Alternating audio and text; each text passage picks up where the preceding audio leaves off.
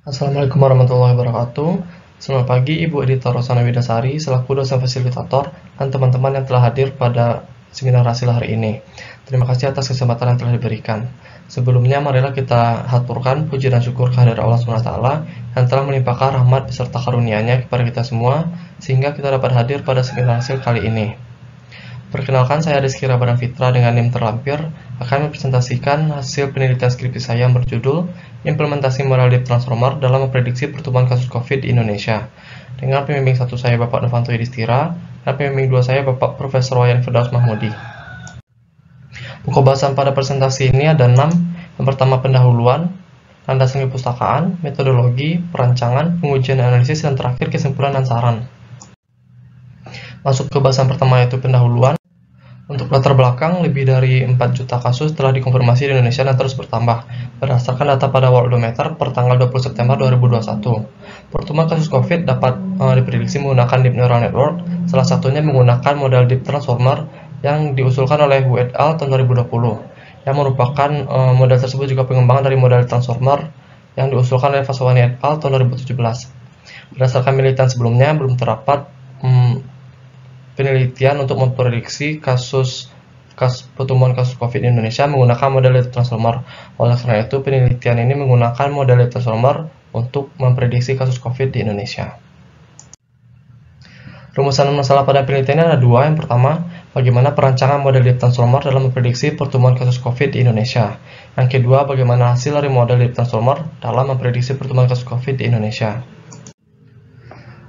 Berdasarkan pada rumusan masalah sebelumnya, juga terdapat 2 tujuan. Yang pertama, mengetahui perancangan model Deep Transformer dalam memprediksi kasus COVID di Indonesia. Yang kedua, mengetahui hasil dari model Deep Transformer dalam memprediksi pertumbuhan kasus COVID di Indonesia. Selanjutnya, manfaat dari penelitian skripsi ini ada 2. Yang pertama, memberikan manfaat bagi penulis dan juga pembaca sebagai pembelajaran maupun pengetahuan mengenai implementasi model Deep Transformer dalam memprediksi pertumbuhan kasus COVID di Indonesia. Yang kedua, diharapkan hasil prediksi baik akurasi maupun error dapat dijadikan acuan dalam penelitian selanjutnya. Pada penelitian ini terdapat satu batasan masalah, yaitu dataset yang digunakan diambil dari API publik pada laman resmi Satgas COVID di Indonesia yang dapat diakses pada covid19.go.id. Masuk ke bahasan yang kedua, yaitu landasan perpustakaan. Kajian pustaka utama yang digunakan sebagai acuan dalam penelitian ini ada 3. Yang pertama, Attention is All Unit oleh Vaswani et al. Tahun 2017, yang mana mengusulkan model Transformer untuk melakukan penerjemahan bahasa. Transformer dikatakan suatu model state of art baru yang melampaui model lainnya dalam hal penerjemahan bahasa. Selanjutnya, Deep Transformer Models for Time Series Forecasting di Influenza Prevalence Case oleh Wu et al. Tahun 2020. Yang mana mengusulkan model Deep Transformer untuk memprediksi kasus influenza. Model ini mendapatkan nilai 0,928 untuk percent correlation dan 0,588 untuk RMSE. Selanjutnya, On Layer Normalization in the Transformer Architecture oleh Xiong et al. Tahun 2021. Xiong et al. Melakukan percobaan terhadap model transformer dengan membandingkan posisi dari layer normalization.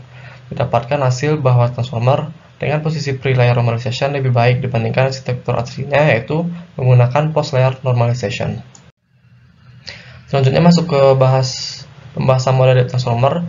Pada kanan slide terdapat gambar arsitektur Deep Transformer. Dapat dilihat pada gambar, Deep Transformer terdiri dari 2 bagian, yaitu encoder dan decoder. Pada model ini, input dan output embedding layer diganti menjadi fully connected layer, yaitu pre-layer dan juga post-layer. Attention merupakan fungsi yang memetakan query dan sekumpulan pasangan key value key output. Pada transformer digunakan scale.product attention yang dapat dihitung menggunakan persamaan berikut. Sedangkan arsitekturnya dapat dilihat pada gambar di kanan slide. Berdasarkan persamaan, key merupakan query, K merupakan key, V merupakan value, dan DK merupakan dimensi dari vektor key dan juga K. Selanjutnya, multi-head self-attention, yaitu melakukan perhitungan fungsi attention beberapa kali secara paralel. Hasil output dari masing-masing head digabungkan dengan menjumlahkan nilai matriks atau dilakukan concat dari masing-masing headnya. Arsitekturnya dapat dilihat pada gambar di kanan slide. Untuk persamaan untuk multi-head self-attention dapat dilihat pada slide, dengan head merupakan nilai attention untuk satu head, W merupakan bobot, Q merupakan query, K merupakan key, dan V merupakan value.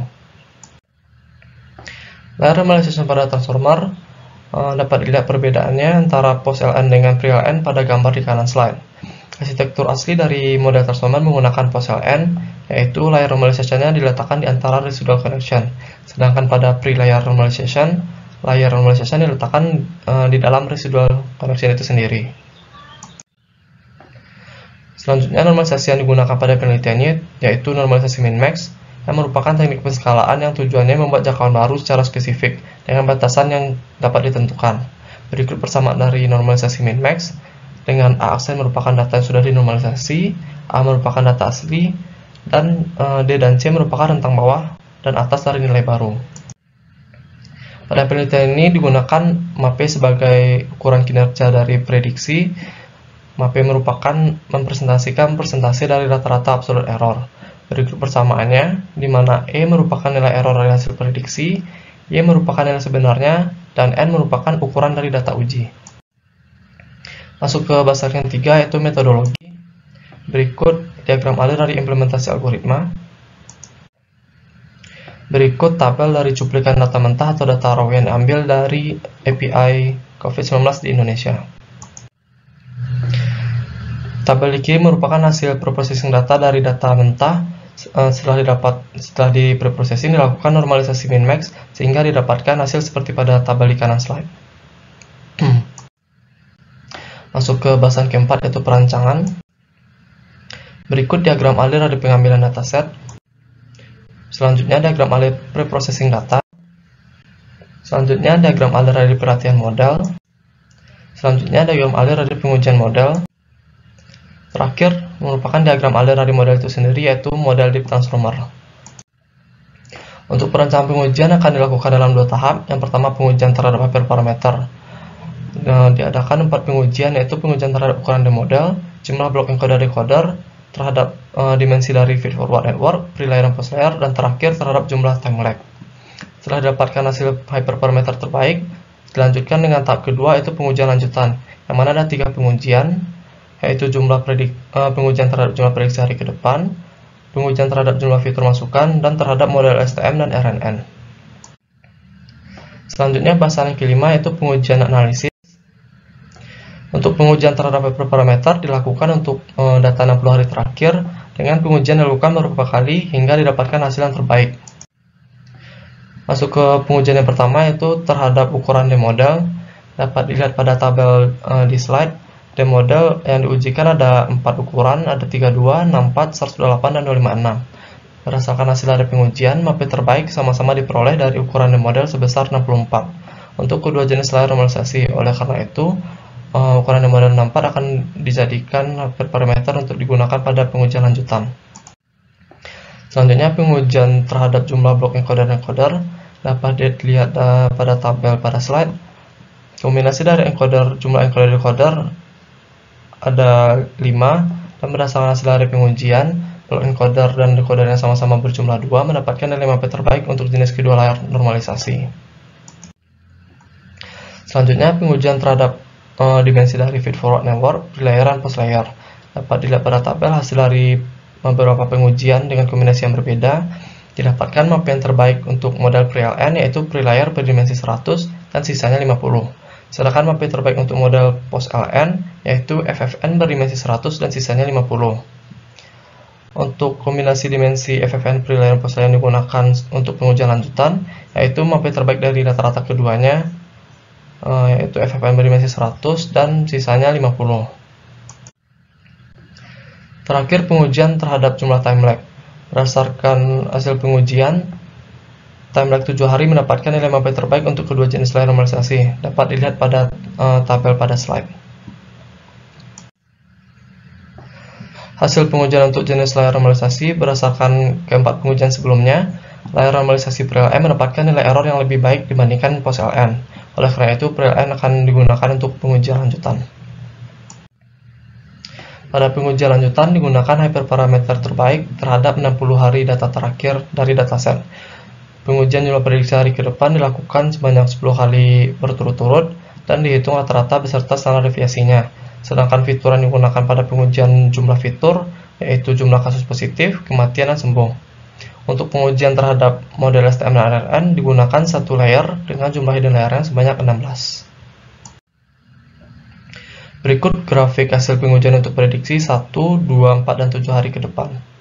Pada grafik dapat dilihat perbandingan antara rata-rata hasil prediksi dilambangkan dengan garis berwarna biru dengan nilai sebenarnya yang dilambangkan dengan garis berwarna orange. Beserta jangkauan dari hasil prediksi dapat dilihat pada area yang berwarna abu-abu. Berikut tabel hasil pengujian dari jumlah prediksi hari ke depan. Didapatkan hasil bahwa MAPE untuk prediksi 1 hari ke depan paling kecil dan diikuti oleh prediksi 2, 4, dan 7 hari ke depan yang naik seiring bertambahnya hari yang akan diprediksi. Jadi dapat disimpulkan bahwa semakin banyak hari yang akan diprediksi ke depan, maka nilai error yang dihasilkan akan semakin meningkat. Selanjutnya masuk ke pengujian untuk jumlah fitur. Grafik di kiri slide merupakan model dengan masukan satu fitur atau univariat, sedangkan grafik di kanan merupakan model dengan masukan multivariat dengan 3 fitur. Dapatkan hasil model dengan satu fitur mendapatkan nilai MAPE sebesar 18,83, sedangkan model dengan 3 fitur didapatkan MAPE 25,24. Jadi dapat disimpulkan model dengan masukan satu fitur lebih baik dibandingkan dengan model dengan 3 fitur. Selanjutnya, perbandingan deep transformer, LSTM, dan RNN. Pada kiri slide dapat dilihat ada grafik yang mana itu merupakan perbandingan hasil prediksi deep transformer, LSTM, dan RNN. Sedangkan gambar di kanan merupakan perbandingan dari nilai MAPE dari ketiga model yang diujikan. Model deep transformer mendapatkan MAPE sebesar 18,43, LSTM sebesar 24,33, sedangkan RNN mendapatkan MAPE sebesar 23,15. Berdasarkan hasil pengujian dapat disimpulkan model deep transformer unggul melebihi dari model lainnya dengan selisih nilai MAPE yang cukup jauh. Bahasan yang terakhir yaitu kesimpulan dan saran. Untuk kesimpulan yang dapat ditarik dari hasil penelitian ada 2. Yang pertama, perancangan model deep transformer dimulai dari mengambil 750 hari data awal jumlah positif dari API COVID di Indonesia, lalu membangun dan melatih model deep transformer dengan menguji beberapa hyperparameter. Selanjutnya dilakukan pengujian menggunakan data 60 hari terakhir dan dihitung nilai error menggunakan MAPE. Untuk kesimpulan yang kedua, berdasarkan hasil pengujian, model deep transformer dengan menggunakan hyperparameter terbaik dalam prediksi pertumbuhan kasus COVID di Indonesia mendapatkan nilai MAPE sebesar 18,83. Terdapat 2 buah saran yang dapat diberikan untuk penelitian selanjutnya. Yang pertama itu membandingkan hasil pelatihan model dengan beberapa optimizer selain Adam. Yang kedua itu mengembangkan model deep transformer dengan masukan lebih dari satu fitur atau multivariat yang mampu memprediksi lebih dari 1 hari ke depan. Sekian presentasi dari saya dan terima kasih.